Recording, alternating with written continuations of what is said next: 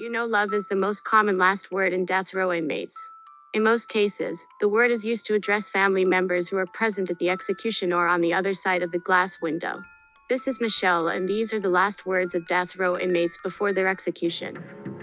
John Spangler was a drifter convicted of killing a traveling companion, which he claimed was done in self-defense. Incidentally, he was also the first man to be put to death in Florida, after the U.S. Supreme Court reinstated capital punishment in 1976. His last words were the following: capital punishment. Them without the capital get the punishment.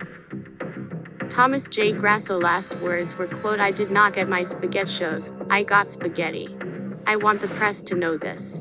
Thomas J. Grasso was executed by lethal injection in Oklahoma for strangling an 87-year-old woman to death on Christmas Eve with her own Christmas lights, while stealing a television and $12.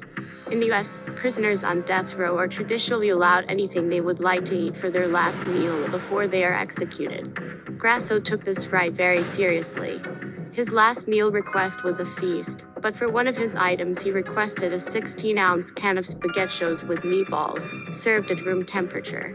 Unfortunately for him, the length or complexity of his list seemed to confuse kitchen staff, who made one crucial mistake, and served him spaghetti instead of his spaghettios. Jeffrey Dahmer, the Milwaukee cannibal, aped and killed 17 men and boys in the 1980s. He was arrested and convicted of 15 of the 16 murders he had committed.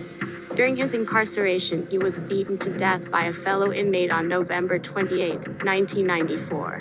His last words were, "I don't care if I live or die. Go ahead and kill me."